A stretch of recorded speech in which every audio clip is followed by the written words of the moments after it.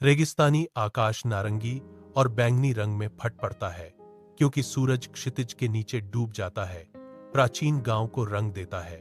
रेत के कण हवा में नाच रहे हैं, प्रकाश की आखिरी किरणों में फंसे हुए हैं। जब मैं कुलधरा गांव के प्रवेश द्वार पर रोहित के साथ खड़ा हूं, टूटी हुई दीवारें और वीरान घर भयानक खामोशी में मंडराते हैं, जो गहरे होते गोधूली में लिपटे हुए हैं। एक भूतिया मनोरम दृश्य, हवा में सरसराती हवा द्वारा एक अजीब भूतिया धुन बुनी गई है, जो अतीत की फुसफुसाहट है। मैं कांप जाती हूं, मेरी आवाज फुसफुसाहट में बदल जाती है।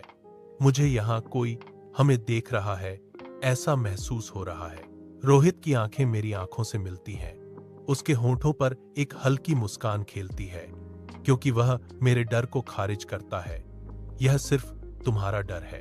एक सड़ते हुए पुराने घर में धूल के कण गहरे अंधेरे में नाचते हैं, जिससे ढह गई छत और फीकी पेंटिंग दिखाई देती है।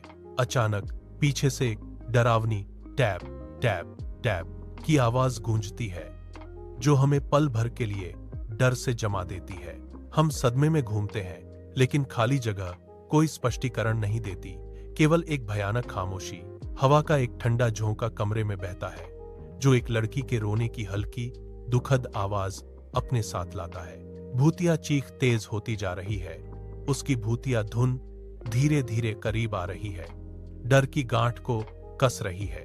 रोहित डर से कांपती आवाज में फुसफुसाया, चलो यहां से चलते हैं। हम कुलधरा से भागते हैं, भयानक घर हमारे पीछे मंडराते हैं, अंधेरा हमारे हताश पलायन को निगल रहा है।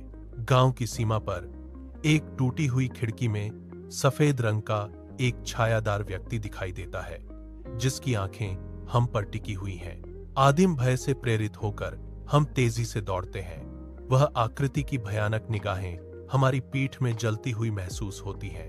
रात में एक कांपती हुई फुसफुसाहट सरकती है, यह गांव छोड़कर मत जाओ। जैसे ही हम भागते हैं, हमारे दिलों पर एक अजीब सा डर छा जाता है। हम शापित गांव की ओर पीछे मुड़कर देखने की हिम्मत नहीं करते।